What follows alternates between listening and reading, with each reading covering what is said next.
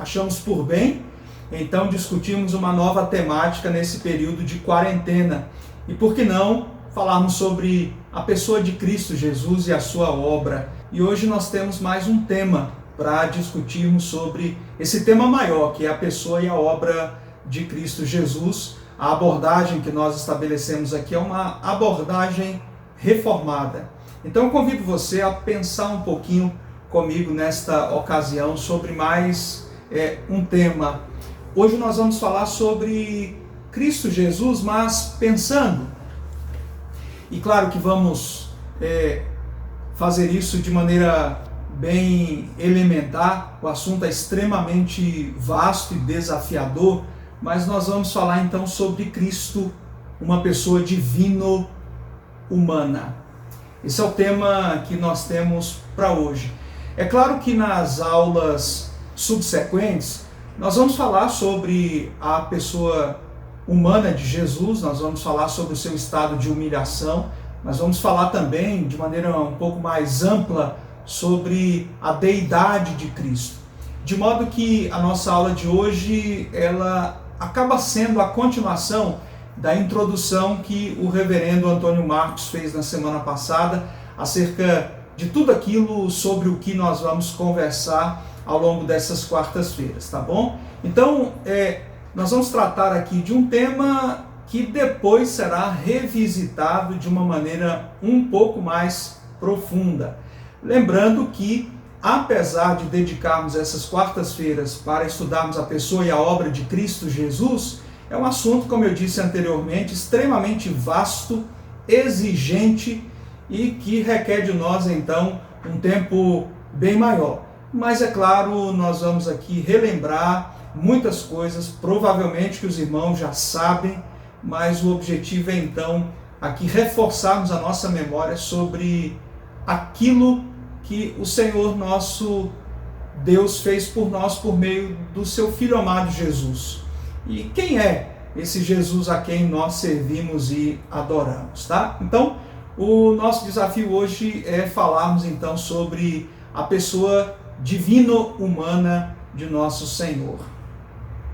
Em outras palavras, nós vamos discutir aquilo que os antigos afirmaram a respeito de Jesus, dizendo, por meio dessa expressão latina, que ele é vero homo et vero Deus. O Senhor Jesus, ele é verdadeiramente homem e verdadeiramente Deus. Nós precisamos entender isso. Isso deve estar bem fixo na nossa mente, no nosso coração.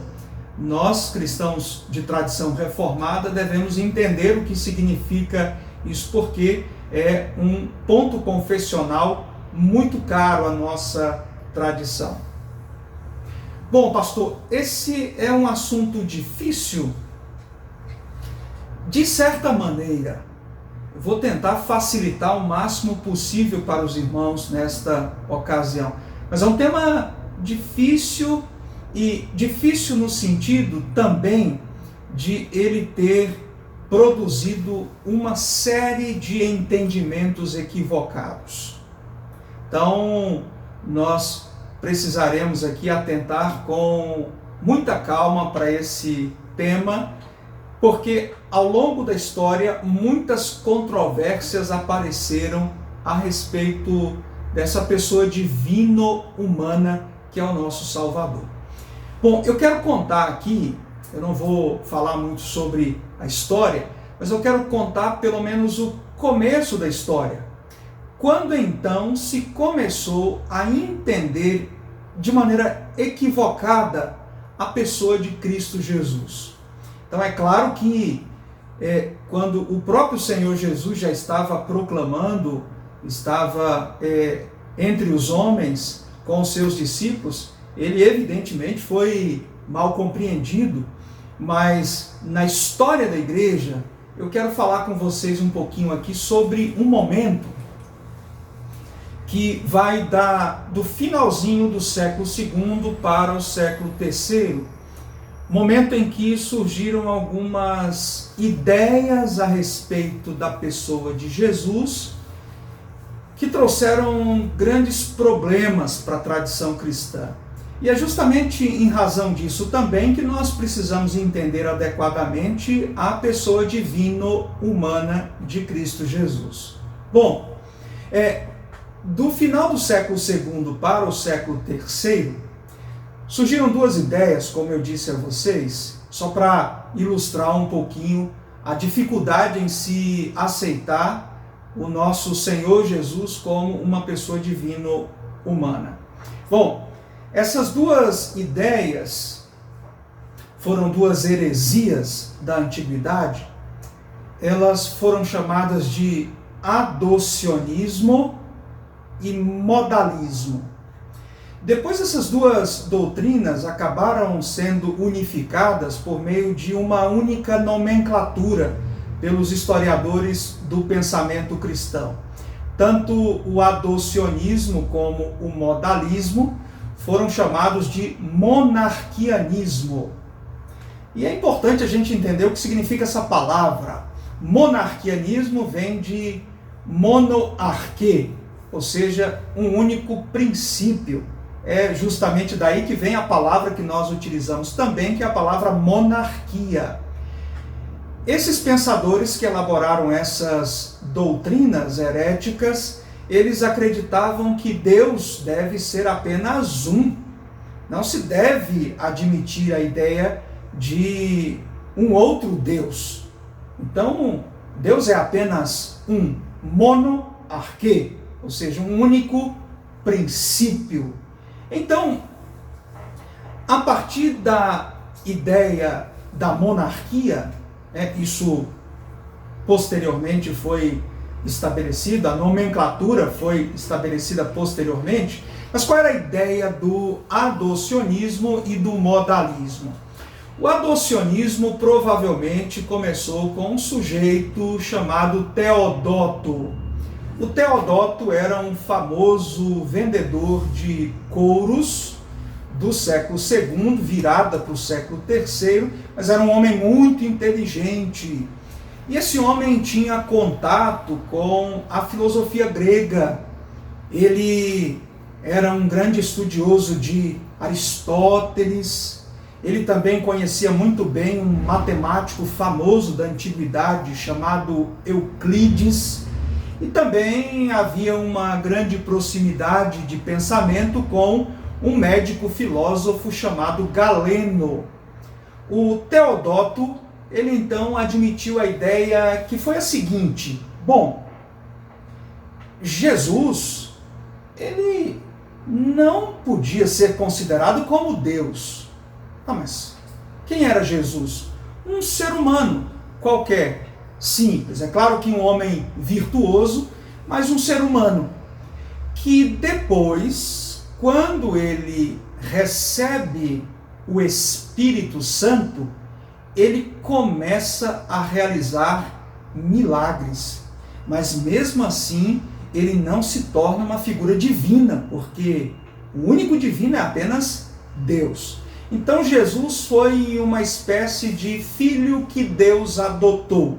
E então lhe deu o Espírito Santo para que ele fizesse tudo aquilo que acabou fazendo.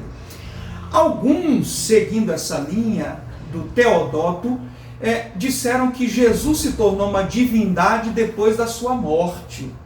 Bom, mas em linhas gerais a ideia do adocionismo era justamente essa, que depois passou a ser chamado de monarquianismo dinâmico, por causa da dinamis, do poder que esse homem Jesus havia recebido de Deus como sinal da sua adoção. Bom, o Teodoto tinha umas ideias bem estranhas. Por exemplo, ele acreditava que Melquisedeque era o Filho de Deus, o Espírito Santo, que havia depois descido sobre o Senhor Jesus. Então, as ideias eram muito estranhas à ortodoxia cristã. Bom, mas havia uma outra forma de compreender a pessoa de Jesus, o modalismo, que depois passou a ser chamado de monarquianismo modalista. Qual era a ideia? Bom, Deus é apenas um. Como se explica então a figura do Pai, do Filho e do Espírito Santo? São modos de um único Deus se apresentar na história. Então, em determinado momento, Deus se apresentou como Pai. Depois, ele muda e se apresenta de um modo diferente, como Filho. Depois, então, ele se apresenta de um modo diferente e se coloca na condição de Espírito Santo. Então, a ideia é de que há um único Deus, não há três pessoas, há um único Deus, uma única pessoa, mas que se apresenta de modos diferentes ao longo da história. Então, esses dois movimentos, tanto o adocionismo como o modalismo, e depois chamados de monarquianismo, um dinâmico, outro modalista, demonstram para nós ou ilustram para nós a dificuldade de se admitir Jesus como sendo divino. Então, vejam, é uma questão que ao longo da história suscitou uma série de discussões. Eu estou apenas apresentando para vocês aí a ponta do iceberg. Então, de um lado, o Teodoto representando o adocionismo e do outro lado, representando o modalismo, um sujeito que eu não mencionei para vocês, mas era o Noeto de Esmirna. Então, começa lá. Então, há uma dificuldade ao longo da história de se entender isso. Então, é nesses termos que eu digo a vocês que esse assunto é um assunto difícil. E há muitas pessoas que hoje em dia também não entendem, não olham para Jesus como sendo verdadeiramente homem e verdadeiramente Deus. Bom, nós entendemos que as Escrituras Sagradas são a palavra de Deus. Então nós não conhecemos o nosso Senhor e não aceitamos essa afirmação como resultado de uma especulação bem elaborada que nós estabelecemos. Não, nós aceitamos porque a palavra nos foi revelado. Não é porque nós elaboramos um bom argumento e chegamos então a essa conclusão. Não. O Senhor resolveu nos revelar e é por isso que nós aceitamos. Esses pensadores antigos se envolveram muito com a razão, com a filosofia e deixaram que a filosofia e o racionalismo deles então estabelecesse a maneira de se compreender o Filho, Jesus, o nosso Redentor. Nós, ao contrário, nós admitimos isso porque o Senhor nos revelou. Nós não compreendemos, é verdade, absolutamente a maneira de Deus agir na história e compreender Deus completamente. É por isso que uma das afirmações elementares do estudo da dogmática ou da teologia sistemática é que Deus é cognoscível, porém incompreensível. Ou seja, nós podemos conhecê-lo, mas não absolutamente. Dizer que Deus é incompreensível significa dizer que nós não conhecemos a Deus completamente, em absoluto. Só conhecemos aquilo que Ele resolveu nos revelar por meio da Sua palavra. Então, sobre esse assunto, haverá muitas lacunas e muitas dúvidas que nós, para elas, não temos nenhuma resposta. Mas a Escritura nos mostra que o Senhor, Ele é verdadeiramente homem e verdadeiramente Deus. Eu quero olhar com vocês um texto, que é o texto de Marcos, capítulo 4, do verso 35 ao 31. Eu vou projetar aqui, talvez você não esteja com a sua Bíblia aí em mãos, você vai poder acompanhar aqui pelas projeções. Então vamos lá, quero ler com você, onde nós vamos observar então essa natureza, tanto humana como divina. Vamos lá? Acompanhe comigo, verso 35, o texto bíblico diz, é uma passagem famosa. Naquele dia, sendo já tarde, disse-lhes Jesus, passemos para outra margem. Versículo 36, e eles, despedindo a multidão, o levaram assim como estava, no barco, e outros barcos o seguiam. Versículo 37, ora, levantou-se grande temporal de vento, e as ondas se arremessavam contra o barco, de modo que o mesmo já estava a encher-se de água. Agora observe, destaquei algumas palavras aqui.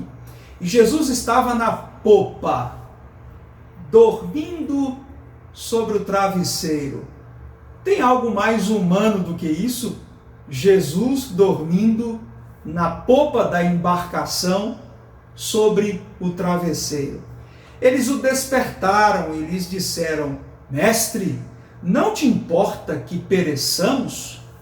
E ele, despertando, repreendeu o vento e disse ao mar: Ora, se não é um Deus que fala com essa autoridade contra as forças da natureza, acalma-te, emudece. O vento se aquietou e fez-se grande bonança. Um homem, mas sendo Deus também. Versículo 40. Então lhes disse: Porque sois assim tímidos? Como é que não tendes fé? Versículo 41 encerra a passagem: E eles, possuídos de grande temor, diziam uns aos outros: Quem é este que até o vento e o mar lhe obedecem? Um homem que dorme no barco por estar cansado, afadigado por um dia extremamente difícil e exaustivo. E ao mesmo tempo esse homem que sofre com a condição humana, está sujeito a essa condição, ordena aos ventos e aos mares que se acalmem, que se emudeçam, e eles lhe obedecem. Vejam que nessa passagem nós temos então a apresentação de Jesus como pessoa divino-humana. Só para ilustrar, há muitas outras passagens nas Sagradas Escrituras que demonstram isso para nós. E há uma informação muito importante, logo na abertura do Evangelho segundo escreveu Marcos, capítulo 1, verso 1, justamente, olha só o que o texto nos diz, dando o tom de todo o Evangelho, o propósito do Evangelho, princípio do Evangelho de Jesus Cristo, Filho de Deus. Não é um homem qualquer, é o Filho de Deus. Nós sabemos, é inegável, irmãos, o caráter humano de Jesus. Em toda a vida de Jesus, como lida nos evangelhos e o que se falou a respeito dele, nós temos clareza da humanidade de Jesus. E, é claro, do seu nascimento até o sofrimento, o sangue que ele derramou, os chicotes que então soaram sobre os seus lombos, os cravos nos seus pés e mãos, a crucificação e a sua morte, tudo isso demonstram para nós de maneira meridiana a natureza humana de Jesus. Mas a Bíblia também nos fala sobre Jesus como sendo Deus. Ele é Deus. Então é justamente isso que nós devemos então abraçar, receber e aceitar por aquilo que as Escrituras Sagradas nos falam. Nós temos símbolos de fé.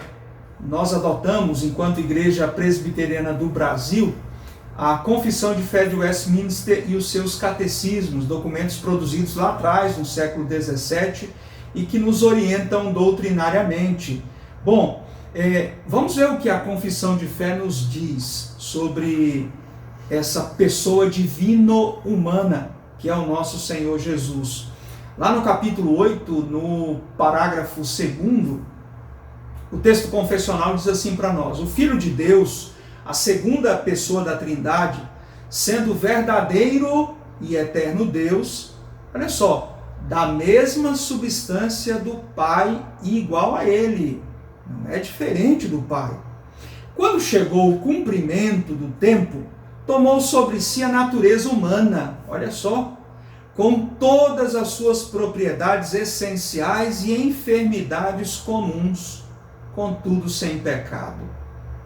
Fome, sede, dor, limitação, cansaço, tudo isso Jesus assume no cumprimento do tempo, sendo ele da mesma substância do Pai, igual ao Pai em substância.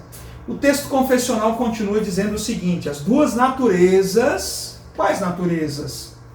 Inteiras, perfeitas e distintas, a divindade e a humanidade, olha só, foram inseparavelmente unidas em uma só pessoa.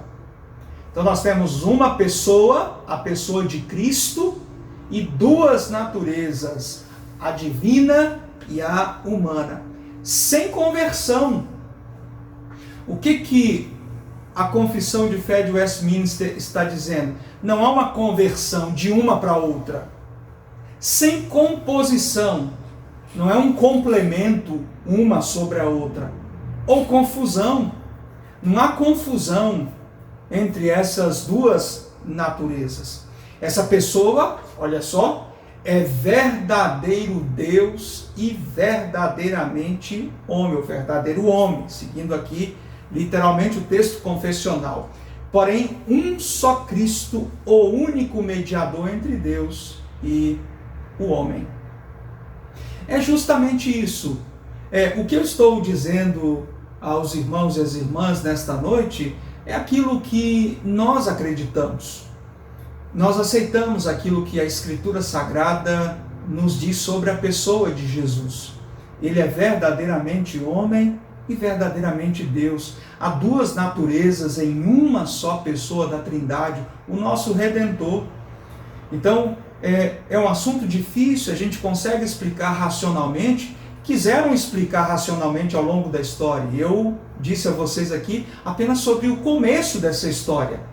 E muita coisa vem sendo discutida ao longo da história sobre a pessoa de Jesus. Mas nós aceitamos porque a palavra do nosso Deus nos fala sobre esse Deus que também é homem, que sentiu fome, dor, que suou, que sofreu, que verteu, derramou sangue, que sentiu dores no corpo, cansaço, fadiga. Ele é verdadeiro Deus e verdadeiro homem. Bom, eu quero trazer algumas coisas aqui só para reforçar essa ideia para nós. Algumas afirmações, vou trazer 4 aspectos aqui do Novo Testamento que nos dão certeza da divindade do Senhor Jesus. Tá? Então, nós não negamos, evidentemente, depois a gente vai falar um pouquinho sobre essa natureza humana do nosso Senhor. O objetivo nosso nessa noite é apenas lhe lembrar, falando sobre Cristo como uma pessoa divino-humana. Então a gente depois volta, claro, a falar sobre a natureza humana e vai falar também um pouco mais sobre a natureza divina, mas eu quero reforçar um pouco mais, à luz daqueles problemas que nós apontamos aqui lá no início da história da igreja, sobre aquilo que no Novo Testamento atesta para nós, nos transmite certeza da divindade ou da deidade do nosso Senhor Jesus Cristo. 4 coisas eu quero afirmar. A primeira delas é que no Novo Testamento nós encontramos o ensino egocêntrico de Jesus. Pastor, mas espera aí, estranho isso, hein? Falar sobre ensino egocêntrico de Jesus. Mas aquilo que é egocêntrico não é ruim? Quando a gente fala que a gente é egocêntrico, quando a gente fala que o ser humano, o indivíduo é egocêntrico, isso não é algo ruim? Claro, é muito ruim e não há nada de virtuoso quando nós aplicamos essa palavra à nossa vida. Por quê? Porque nós não somos o centro. Mas não há problema nenhum em falarmos sobre o ensino egocêntrico de Jesus, porque verdadeiramente ele é o centro de tudo. Então no Novo Testamento nós temos um ensino egocêntrico, no sentido de Jesus fazer constantemente afirmações sobre ele próprio. Então vejam, se a gente pega Mateus capítulo 5, verso 11, diz: por minha causa, aqueles que são perseguidos, por minha causa. Ou seja, Jesus está se colocando no centro. Lá em João capítulo 6, verso 48, o que Jesus fala? Eu sou o pão da vida. Ele é o centro. Então Jesus está falando, colocando-se no centro, e ele não poderia fazer isso senão como Deus. Quando a gente vai lá para Mateus capítulo 4, verso 19, olha só que coisa, ele diz: vinde após mim. E uma passagem mais curiosa, que é a passagem de Mateus 19, 21, é aquela discussão quando chega um jovem e cumprimenta Jesus e fala com Jesus: olha, o que eu preciso fazer para herdar a vida eterna? E Jesus então volta para ele e diz: olha, tá, por que você me pergunta sobre as coisas boas? Né, o Marcos, quando vai contar essa história, diz que o jovem chega para Jesus e diz: bom mestre, que farei para herdar a vida eterna? E Jesus diz: por que você me chama de bom? Só um que é bom. Então, mas aqui, esse jovem chega e Jesus pergunta para ele: vem cá, mas o que você anda fazendo? E ele então diz: olha, eu obedeço os mandamentos desde a minha infância. E ele começa então a falar: olha, eu cumpro não matarás, não adulterarás, e por aí vai. Ele começa a falar sobre os mandamentos da segunda tábua, que são os mandamentos referentes à nossa relação horizontal, homem-homem. Quando ele então encerra a sua exposição, Jesus poderia muito bem virar para aquele jovem e dizer assim: olha, está faltando uma coisa. Vai lá, vende tudo que você tem, dá aos pobres e vai cumprir os mandamentos da primeira tábua.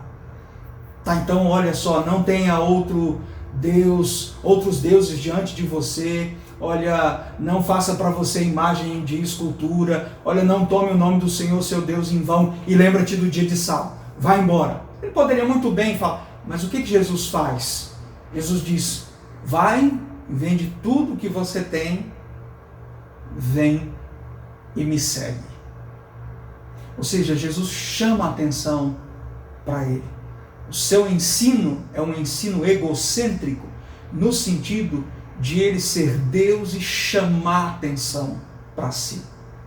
Então somente Deus poderia chamar a atenção para si. Jesus é o centro. Ele pode chamar a atenção para si. Ele é Deus.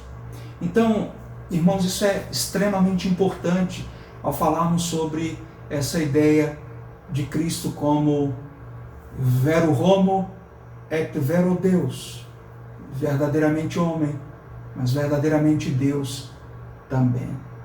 Jesus não é apenas um modo de Deus. Jesus não foi um homem virtuoso que Deus olha do céu e resolve adotá-lo, derramar sobre ele o Espírito Santo para que ele realizasse milagres. Jesus é Deus, verdadeiramente homem e verdadeiramente Deus. Então, o primeiro aspecto é que nos evangelhos nós encontramos então esse ensino egocêntrico do nosso Senhor.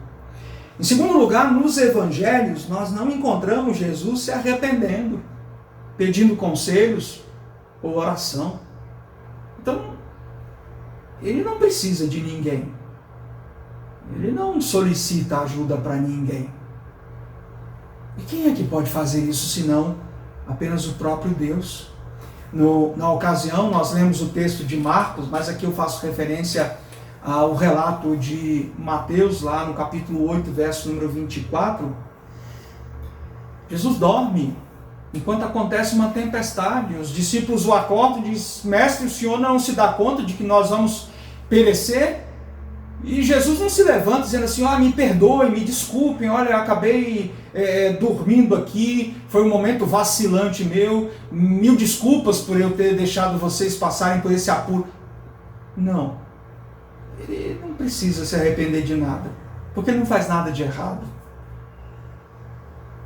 Jesus então permite que Lázaro morra, ele não dá explicações, ele não precisa se justificar. Ele é Deus. Então ele não precisa. Então é lamentável hoje em dia, e é por isso que a gente olha para a história da igreja e a gente observa lá atrás figuras como o Teodoto, né, como eu mencionei, o Noeto de Esmirna e tantos outros, né, questionaram então a deidade de Jesus, e a gente vê hoje pessoas também, lamentavelmente, querendo pegar Jesus e colocar Jesus contra a parede, subornar Jesus de alguma maneira. Ele é Deus. Ele não precisa de nós. Ele não se arrepende. Ele não pede conselhos. Ele não precisa de ajuda nossa. Ele não precisa do nosso empurrãozinho. Ele não precisa do nosso perdão. Nós não temos de perdoá-lo. Ele é Deus. Então nos evangelhos nós encontramos isso. Isso é fundamental, é importante entendermos. Em terceiro lugar, nós observamos Paulo apresentando Cristo ao lado do Criador, não como um simples homem, mas como o Deus que o enviou para a missão, que o chamou para o apostolado. Só para pegar um exemplo, há muitos exemplos que nós encontramos no Corpus Paulinos, os escritos do apóstolo Paulo, em Gálatas, capítulo 1, versículo 1, Paulo é apóstolo, mas não da parte de homens. O seu chamado não vem da parte humana. Ele é enviado por Cristo, que é Deus. Paulo menciona isso na abertura da epístola aos Gálatas. Lá no versículo 12, ele também fala que recebe o evangelho mediante a revelação de Jesus Cristo. Esse Deus que se revelou. Então Paulo vai endossar isso em muitas passagens. Aqui eu tomo apenas para ilustrar para vocês isso. A afirmação de que Jesus é Deus. Então isso é fundamental. Em quarto e último lugar, quando nós olhamos para os documentos, as epístolas do Novo Testamento, tanto nos momentos de saudação, no início das epístolas, como também no encerramento com as bênçãos, nós temos o que? A certificação da divindade de Jesus. Então a gente pega Romanos 1,7, logo na saudação, graça e paz da parte de Deus, nosso Pai, e do Senhor Jesus. Somente o Senhor pode trazer essa paz, essa graça, somente um Deus, somente o Deus Todo-Poderoso. Então Paulo aqui vai colocá-lo nessa saudação como o próprio Deus, aquele que tem condições de derramar graça e trazer paz ao coração dos seus eleitos. Lá no finalzinho de Judas, diz: ao único Deus, nosso Salvador, mediante Jesus Cristo, Senhor nosso, glória, majestade, império e soberania, antes de todas as eras, e agora e por todos os séculos. Amém. E tantas outras passagens. Faça um exercício, dê uma olhada nas saudações das epístolas e no encerramento delas, quando há o encerramento, quando há então as saudações de despedida. Então você verá então a menção a respeito de Cristo como sendo Deus Todo-Poderoso. Então nós não podemos descartar isso. Isso deve estar bem claro para nós. Tá? Então, só para vocês relembrarem de algumas coisas que mostram para nós, pensando sobre a pessoa e a obra de Cristo Jesus, Cristo como pessoa divino-humana. Bom, para fazer as considerações finais, eu quero tentar estabelecer algumas ligações aqui que são importantes, algumas implicações de nós então recebermos esse ensino e convictamente anunciarmos Cristo como pessoa divino-humana. Bom, a primeira implicação desse nosso entendimento é a cristocentricidade. Ora, o que significa isso? Significa que Cristo é o centro de tudo.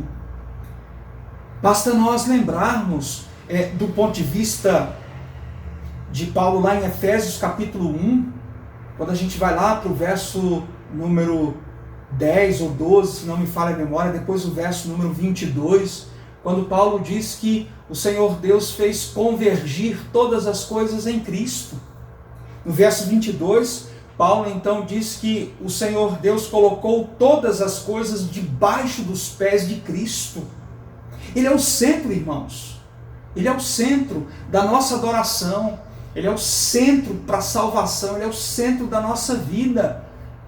Paulo lá na primeira carta aos Coríntios, capítulo 10, versículo 31, Ele diz que tudo aquilo que nós fazemos, nós devemos fazê-lo para a glória do nosso Senhor. Comendo, bebendo, fazendo qualquer outra coisa, nós devemos fazer para a glória do nosso Senhor Jesus. Ele é o centro de tudo. Isso é muito importante para nós e tem a ver com a pessoa de Cristo, e entendemos essa pessoa adequadamente.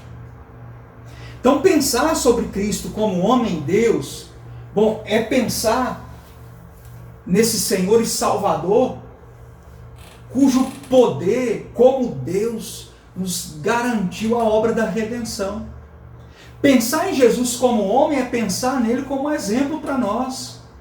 Exemplo de submissão ao Pai, exemplo de piedade, de humildade, exemplo no sofrimento. É a Ele que nós devemos imitar. Ele, o verdadeiro homem, que não pecou, humano. Isso é muito importante, irmãos. Muito importante. E quando a gente fala assim, há muita gente que diz assim, errar é humano. Está errado de acordo com as Escrituras. Errar não é humano, sabe por quê? Porque o homem Jesus não errou, ele não pecou. Não, ele não pecou, ele não errou, não é humano. Então isso é fruto da queda, do pecado. Mas humano não. O nosso Senhor Jesus, humano e não pecou. Ele é exemplo para nós. Então quando nós entendemos que Jesus é uma pessoa divino-humana, isso traz para nós essas duas perspectivas. Ele é Deus e por isso a nossa redenção foi garantida e por isso a obra da redenção foi satisfeita. Ele é homem, por isso é exemplo para nós. Nós devemos imitá-lo na sua humildade, na sua obediência, no seu compromisso com a causa do Pai e no seu sofrimento também. Então nós temos um modelo de homem para seguirmos, um modelo de filho, um modelo de servo sofredor. Então ele é o nosso modelo, é modelo para nós, seres humanos. E ele é Deus. E essa concepção a respeito da pessoa de Cristo e da sua obra é extremamente relevante para nós então anunciarmos a boa nova ao homem. Ele é Deus. E é por isso que nós podemos anunciá-lo para o homem perdido. Ele não foi um guru da antiguidade. Foi uma pessoa especial, um homem virtuoso que se destacou. Não. Ele é Deus. E é por isso que faz sentido nós anunciarmos a boa nova para o perdido. É por isso que faz sentido anunciarmos Cristo ao mundo. Por quê? Porque Ele é o Deus Todo-Poderoso, o Redentor, somente aquele que pode resgatar o homem dos seus delitos e pecados, somente Ele. Nós não estamos anunciando uma figura qualquer, um sábio da antiguidade, um guru da Judéia. Nós não estamos falando a respeito de um homem que teve talentos espirituais superiores. Nós estamos falando do Filho de Deus, do Todo-Poderoso, que ordena os ventos e mares que se aquietem e que se emudeçam e eles lhe obedecem. É esse Jesus que nós anunciamos e que devemos proclamar. Deus abençoe sua vida. Eu gostaria de orar com você para a gente encerrar essa etapa e depois termos um momentinho para conversar. Então, o nosso objetivo nesse tempo de quarentena, às quartas-feiras à noite, é lhe lembrar da pessoa e da obra de Jesus. Então se lembre nesse cenário, pense um pouquinho, estude mais um pouquinho sobre a pessoa e a obra do nosso Senhor. Todas as coisas estão debaixo dos pés dele. Então não há tempo mais oportuno para anunciarmos Cristo do que esse tempo agora, esse momento em que nós enfrentamos. Porque tudo, o Pai fez com que tudo convergisse nele, Ele é o centro, Ele é o centro. Tudo o Pai colocou debaixo dos seus pés, tudo. E Ele voltará Então é muito importante que nós falemos sobre o Senhor e o estudemos aqui às quartas-feiras. Vamos orar encerrando esse momento, depois a gente vai para o nosso bate-papo, tá bom? Feche os seus olhos aí onde você estiver e vamos agradecer ao Senhor. Muito obrigado a Deus, porque podemos estudar a pessoa e a obra de seu Filho amado Jesus, o nosso Redentor, o nosso Salvador. Ó Deus, nós oramos, Pai, pedindo que olhemos para Ele. Ele é o autor e consumador de nossa fé. Ele é o exemplo para nós, ó Pai. Nós não devemos nos espelhar em mais ninguém, ó Deus, definitivamente, mas apenas no seu amado Filho Jesus, o nosso Senhor. Que a nossa vida esteja voltada para Ele, Senhor. Que a nossa adoração esteja voltada para Ele, que Ele seja o centro na nossa vida, no nosso trabalho, na nossa adoração, no nosso lazer, na maneira como nós usamos o nosso dinheiro, na maneira como nós vivemos, conduzimos a nossa família. Tudo o que fizermos, ó Deus, que seja feito para Ele. Ó Deus, nós oramos gratos porque podemos discutir um pouco mais e nos aprofundar sobre a pessoa de seu Filho, porque nós queremos, ó Deus, crescer na graça e no conhecimento de seu Filho amado Jesus. Ó Deus, nós queremos conhecê-lo cada vez mais. E que bom podemos ter a palavra do Senhor, as Escrituras Sagradas, porque nelas nós julgamos ter a vida eterna e são elas que testificam de Cristo, seu Filho e nosso Senhor.